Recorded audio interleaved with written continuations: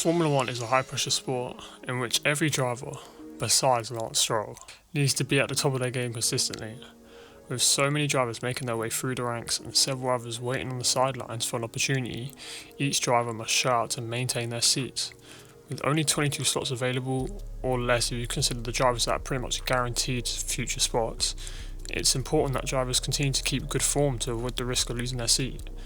Now, going into 2026, there are a few drivers that may be under more pressure than others to deliver. Whether it's because of poor performances or outperforming teammates, simply put, these people need to lock in. And in this video, I'm going to go over the drivers that may look at 2026 as a make or break year for their careers. And first off, we have who could possibly be argued as the most at-risk driver this season, Racing Bull's own Liam Lawson. The alleged last year rookie had 3 different seasons where he had the chance to make an impression, and it just so happened that his first full fake rookie year, not real fake, was the worst of the lot.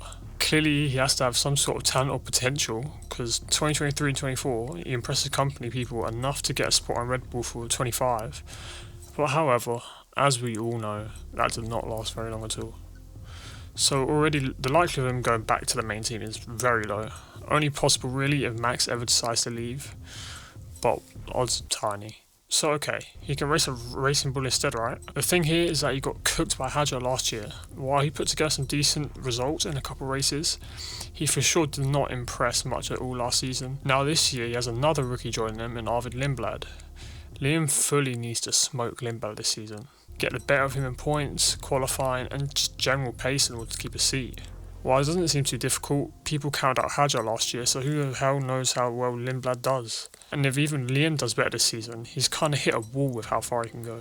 Similar to Gasly a few years back, he can only really stay in that team for so long before he needs to prove his worth to another team, as the likelihood of him getting promoted again is minimal, and they can't keep him in the second team just being average Liam forever.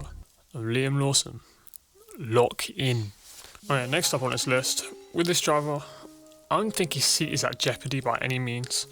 I mean, the only way he could lose his seat if he goes against the team or his friendship with the driver and betrays him in some sort or doesn't listen to him. But Oscar Piastri, he's a great driver, but I would argue that next year is crucial for him. Coming so close yet so far from a championship can hurt his spirit just a little bit, especially in the manner it happened. It's like his skill just disappeared for a few races. So this year is pretty much Oscar trying to avoid history repeating itself like his manager Mark Webber. Oscar needs to perform on top of his game all season and stay right on Lando's tail at the very least, so he doesn't get looked at as the second driver that his manager was. The last thing he needs is to be pitched by Lando, because that's going to do his career all types of bad. The PTSD Webber probably already has from his career is probably motivate Oscar to do better, and I believe he will come back this year with a vengeance. Last year he had a little bit of pressure and performed exceptionally. This year the pressure rises, and can Oscar step up? We'll have to wait and see, man. Oscizzy Piastrizzi, lock in. And next we go to Mr. Williams, aka Alex Albon, who has pretty much helped keep Williams alive his last few years. I mean, since I had him in 2022, he had outperformed all his useless teammates in a poor Williams team. And okay, I get that he is not single-handedly responsible for Williams getting better or surviving, but his consistency with the team has surely been very important to the team just having a driver to rely on. Well, this has been the case up until last year where Sainz joined, and Albon has really been put to the challenge with a proven solid teammate now. And while in 2025 he did manage to outscore Sainz, the end of the season was clearly in Sainz's favour, with him securing solid points and even a couple podiums to top it off. And the way that his team is speaking, there is a lot of potential in that Williams now over the next few years. Now, Albon's fear in this situation is not being able to keep up with a developing car and an improving teammate. Keep in mind, Albon's last good car and good teammate was Verstappen in Red Bull, and that didn't end so well for him either, did it? Albon clearly has skill, but I think it's important that he can keep up with a skilled driver in Sainz and prove how talented he can be. It'd be sad to see Albon, who stayed through Williams through the mud and the dark times, later get shunned on by a better driver as soon as the car gets good. It's like a teen love story where once they get older and richer, the girl decides to flirt with a richer, more handsome, more faster, more better, more podium win, man. And Albon is now just a cuck, essentially. While it may not be dramatic just yet, this year could be where the pendulum swings. And if Albon isn't on the right side of things, he can unfortunately start to fade out in the future years as Williams keep improving. Just left on the cuck chair to rot. Alexander Albon, lock in. And next up, every goat has his day. And this year, as much as I hate to say it, it could be Lewis Hamilton's day. Like, I don't even actually want to speak on it because it's just sad, but I have to leave the bias out of it and address it. Like, while you can partially blame Ferrari for not delivering a decent car, Hamilton did not have a great last year. Multiple Q1 or Q2 exits, no podium in main races. I mean, I don't care, I'm still holding to the sprint win still. That's the only win in Ferrari that season, just saying. And yeah, he pretty much got washed by Leclerc the rest of the season. His season was just so peak that Lewis has even gone on to make a YouTube channel where he likes to refer to himself in third person like The Rock. I think you should subscribe to it though. He might be unemployed soon, you might need it. It has been known that Lewis has not really gelled well with the recent set of regulations, and ideally this change should offer him a breath of fresh air, even if it wasn't for a Ferrari anyways.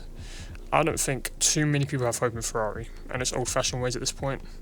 So while that 8th championship is sadly looking a bit distant with this useless, stinky, incompetent and capable, disgraceful team, the least Lewis can do is compete better in comparison to his teammate. Does he need a podium?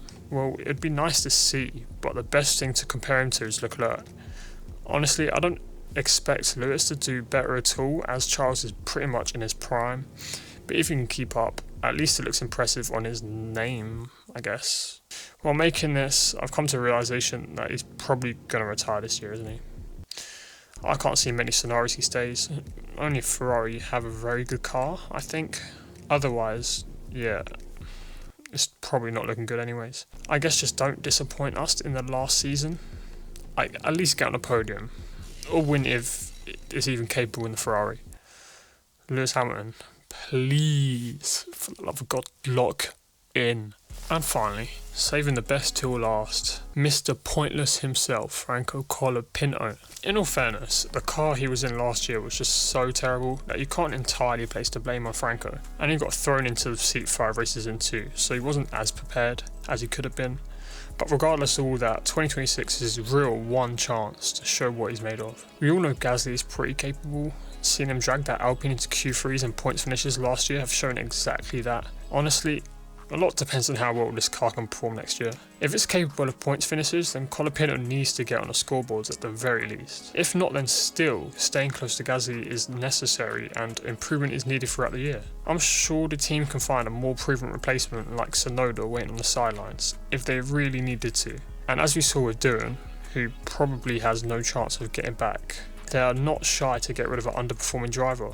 All that sponsor money can only take him so far, and Colapinto must prove he has worth for a proper long-term future in F1. So Franco, log in. Well look, everyone faces pressure in F1, some just more than others, and these are the people who I think face the most next year. Do you agree? Let me know in the comments, tell me now. Thanks for watching if you made it this far. And you can like, subscribe and comment, and like, and subscribe, and comment. And subscribe. No, like seriously, please like, comment, subscribe. I'm in my last year at Ferrari and I'm probably going to be retired and washed at the end of the year, so I need this. Please subscribe.